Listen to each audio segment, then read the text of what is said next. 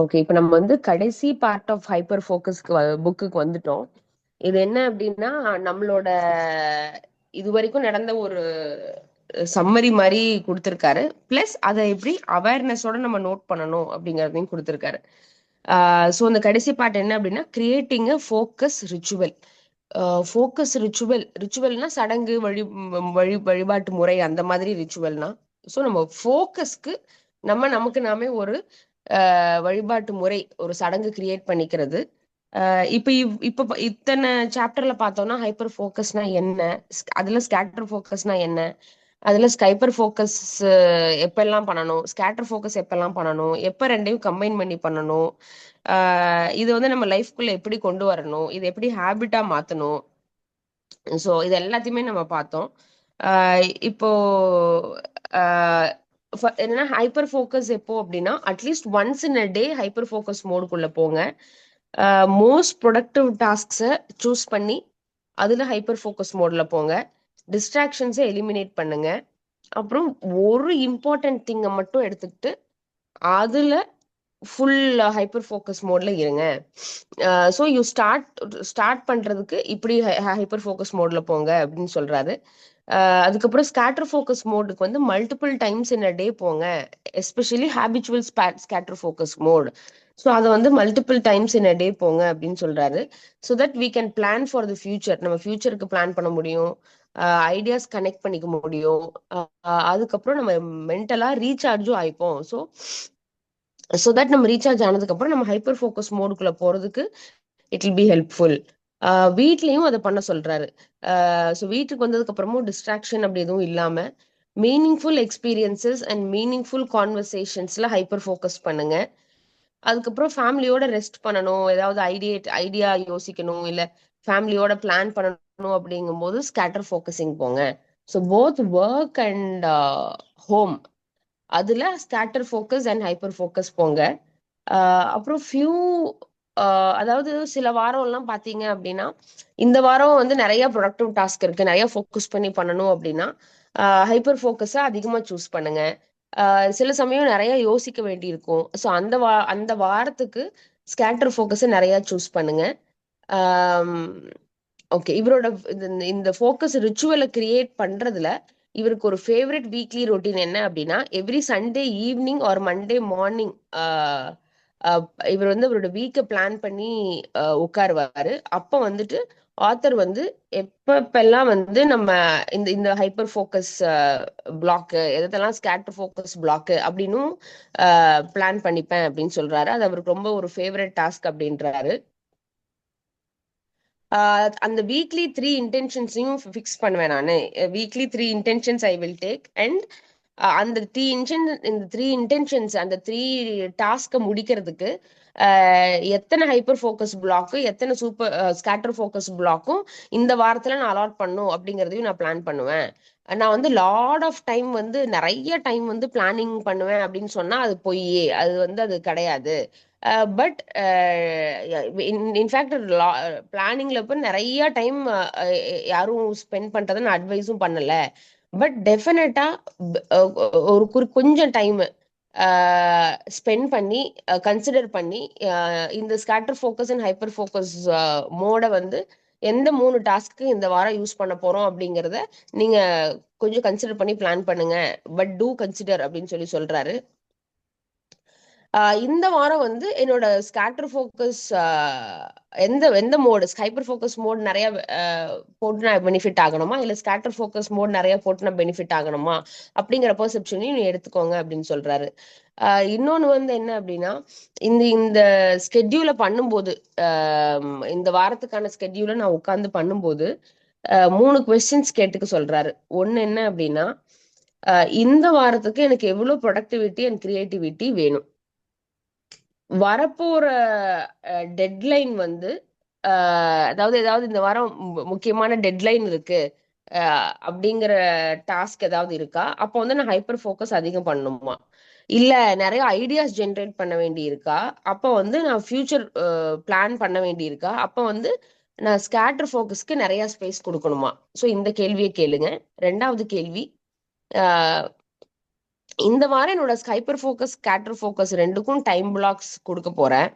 ஆனா இந்த time blocks எப்படி எல்லாம் அஃபெக்ட் ஆகும், நான் இந்த வாரம் வேற என்னென்ன கமிட்மெண்ட் வச்சிருக்கேன், எது எது எக்ஸாம்பிள் டிராவல், ஒரு ட்ரைனிங்கான ஒரு கான்ஃபரன்ஸுக்கு போறோம், ஸோ அது நாள் பூரா போயிடும்.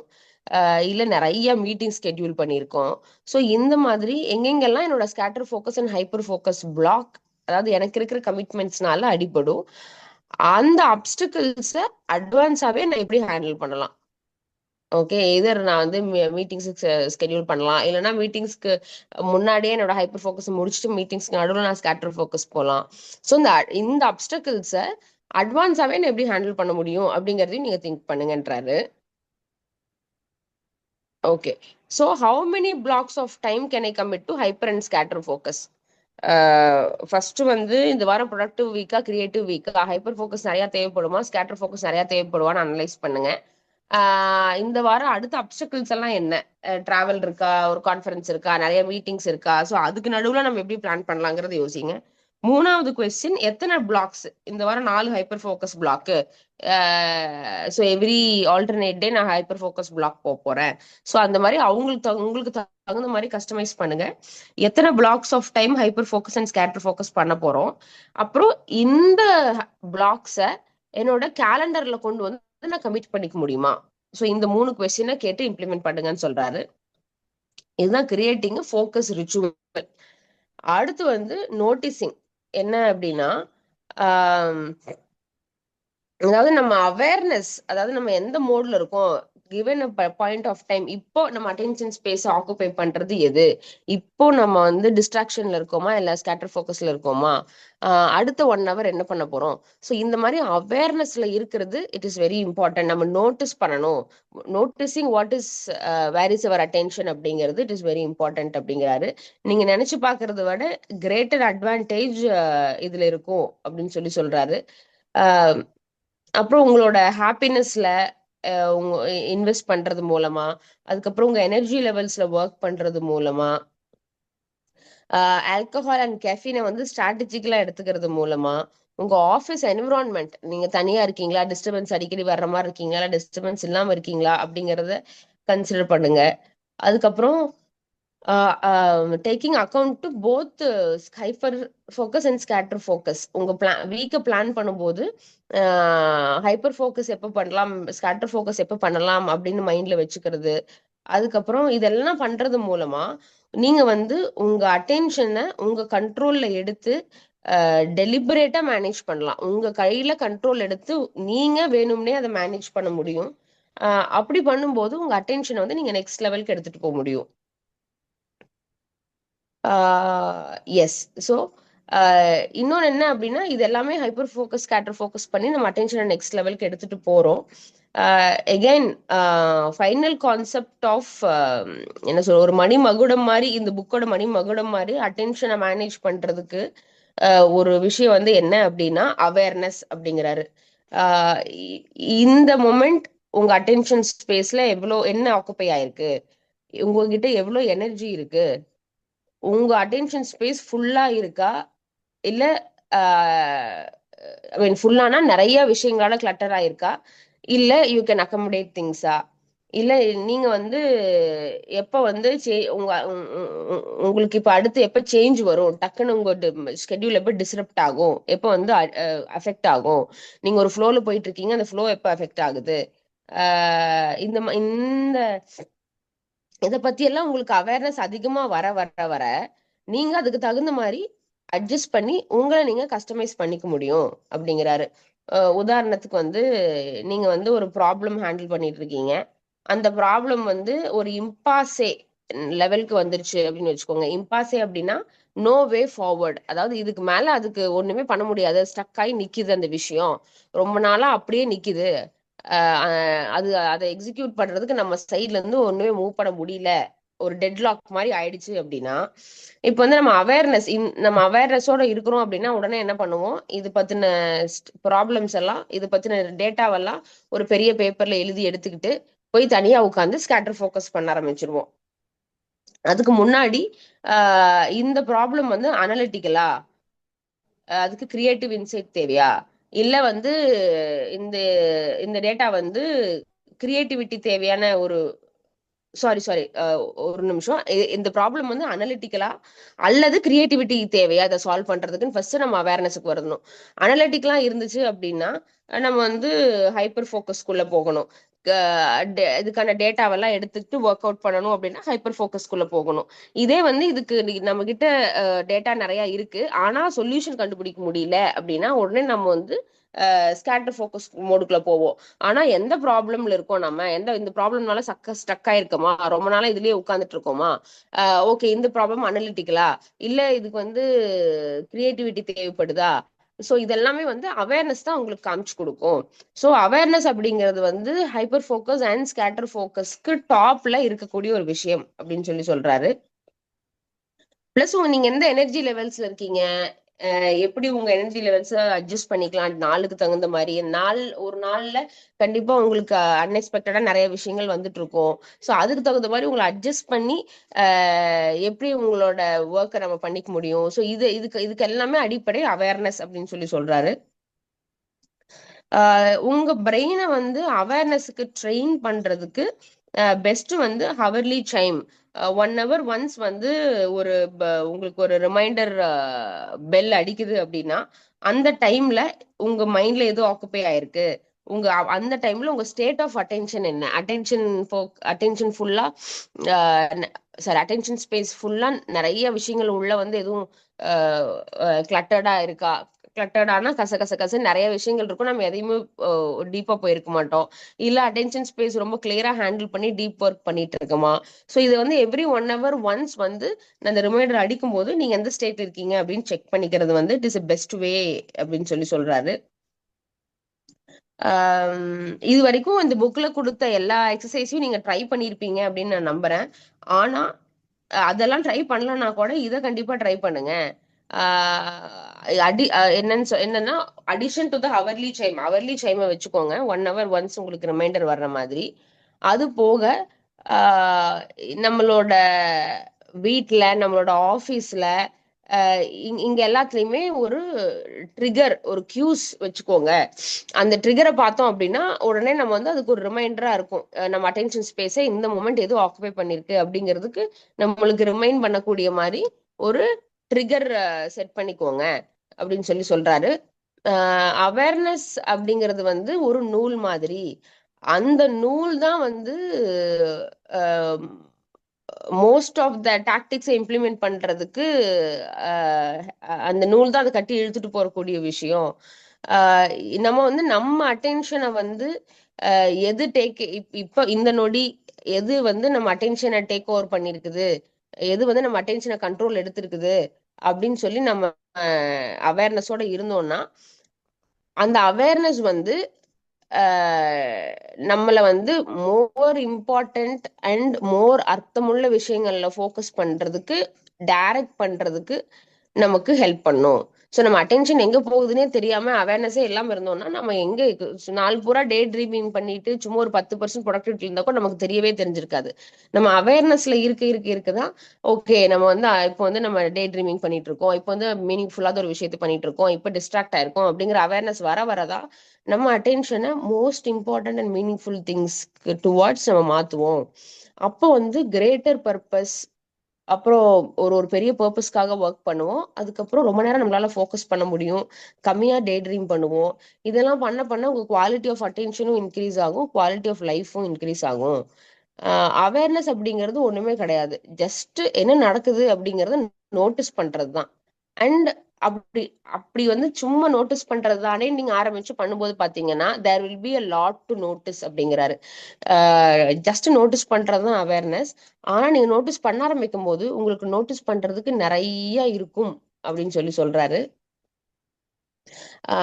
இந்த புக்கை பொறுத்த அளவுக்கு நீங்க உங்களுக்கு எந்தெந்த வேஸ் ஒர்க் ஆகும் உங்க அட்டென்ஷனை பெட்டரா மேனேஜ் பண்றதுக்கு அப்படிங்கறத நீங்க கண்டுபிடிச்சிட்டீங்க அப்படின்னு நினைக்கிறேன். ஓகே, இன்னொன்னு நீங்க குவாலிட்டி ஆஃப் அட்டென்ஷனை வந்து நோட்டீஸ் பண்ணணும் எப்படின்னா ஹவு மச், அதாவது எவ்வளோ நேரம் நீங்க வந்து இன்டென்ஷனா ஸ்பெண்ட் பண்றீங்க வர்ற வேலைகள்ல அப்படியே போற போக்குல பண்றீங்களா, இல்ல ஒரு நாளைக்கு 3 மணி நேரம் 2 மணி நேரம் இல்ல ஏதோ ஒரு குறிப்பிட்ட அமௌண்ட் ஆஃப் டைம் உங்களுக்கு கம்ஃபர்டபுளான டைம் இன்டென்ஷனலா இதுதான் பண்ண போறேன் அப்படின்னு ஃபிக்ஸ் பண்ணி பண்றீங்களா? அப்படி ஃபிக்ஸ் பண்ணி பண்ணும்போது எவ்வளவு நேரத்துக்கு உங்க ஃபோக்கஸ் கண்டினியூஸா இருக்குது?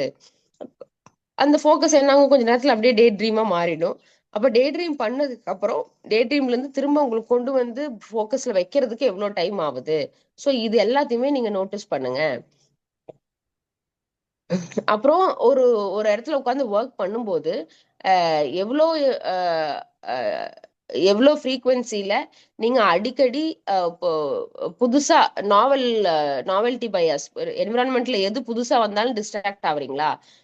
எவ்வளவு தூரம் நீங்க வந்து பிளஷரபிள் ஆப்ஜெக்ட்ஸ்க்கு வந்து டிஸ்ட்ராக்ட் ஆகுறீங்க, இல்ல எவ்வளவு தூரம் உங்களுக்கு நெகட்டிவிட்டி இம்பாக்ட் பண்ணுது?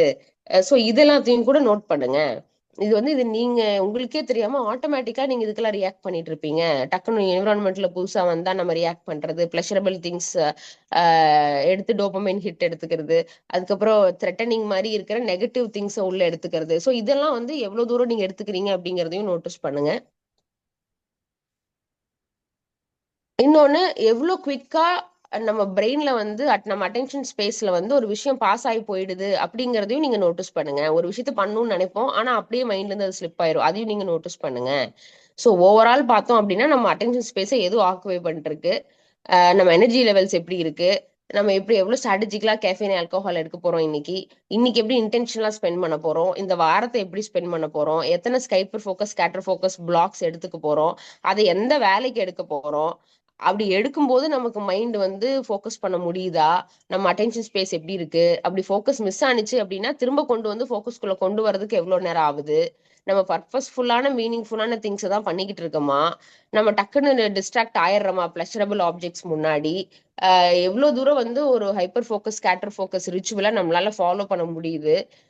இது எல்லாமே வந்து நம்ம அவேர்னஸ் மூலமா தான் கண்டுபிடிச்சு நம்மள வந்து மோஸ்ட் இம்பார்ட்டன்ட் அண்ட் மீனிங்ஃபுல் திங்ஸ்க்கு நம்மள நாமே டைரக்ட் பண்ணிக்க முடியும். இது பண்ணும்போது ப்ரொடக்டிவா கிரியேட்டிவா பர்பஸ் ட்ரிவனா மாறுறதுக்கு 100% வாய்ப்பு இருக்கு. ஸோ கண்டிப்பா ஹைப்பர் ஃபோக்கஸ் சின்சியரா பண்ணும்போது ப்ரொடக்டிவா மாறுவோம், ஸ்கேட்டர் ஃபோக்கஸ் பாக்ஸ்ல கிரியேட்டிவா மாறுவோம்.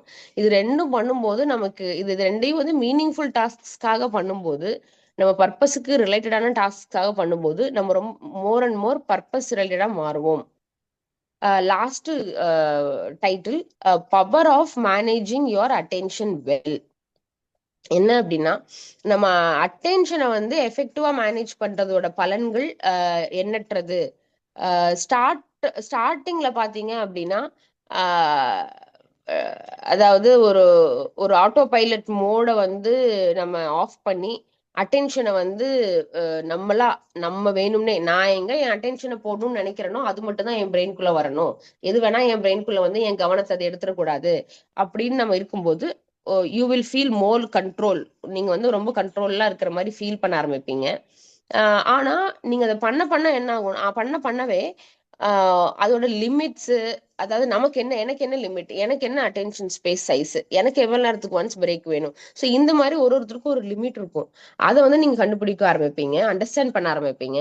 அண்டர்ஸ்டாண்ட் பண்றது பெட்டர், ஏன்னா அதை அண்டர்ஸ்டாண்ட் பண்ணும்போது நம்ம இன்னும் இந்த சேலஞ்சஸை பெட்டரா ஹேண்டில் பண்ணி ஒர்க் பண்ணுவோம்.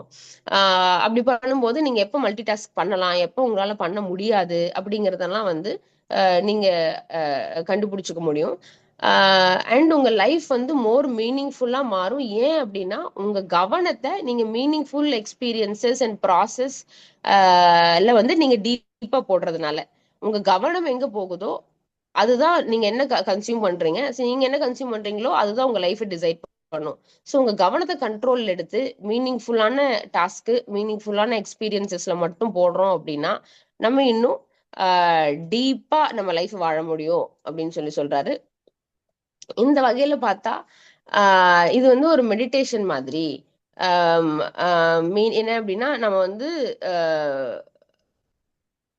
வந்து ஒரு விஷயத்த கண்டுபிடிக்கணும் அப்படிங்கறத தாண்டி, அதாவது நம்ம அட்டென்ஷன் ஸ்பேஸ் எப்படி இருக்கு என்ன இருக்குன்னு கண்டுபிடிக்கிறது அப்படிங்கறத தாண்டி ஜஸ்ட் தட் அதை நோட்டீஸ் பண்றதுக்கான எஃபர்ட் போடுறதா இங்க மேட்டர் அப்படின்றாரு. இது வந்து இது இது அப்படியா இப்படியான்னு அனலைஸ் பண்றதை தாண்டி என்ன நடந்துட்டு இருக்குது அப்படிங்கிற ஜஸ்ட் நோட்டீஸ் பண்ணணும். அந்த நோட்டீஸ் பண்றதுக்கு நம்ம ஒரு எஃபர்ட் போடணும், அவ்வளவுதான். It is something we make an effort to notice. இதான் ஹைலைட் பண்றாரு.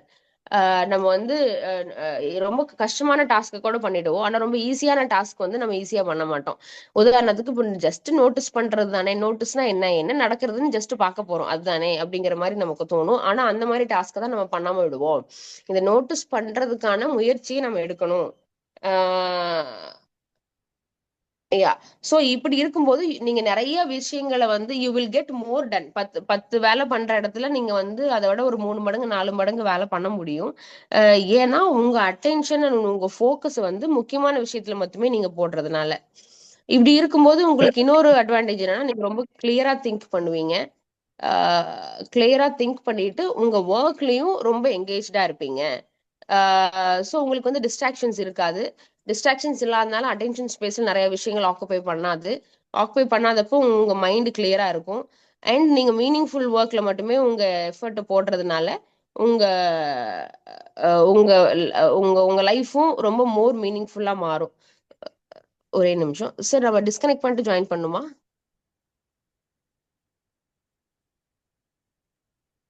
Yeah, we can. ஓகே.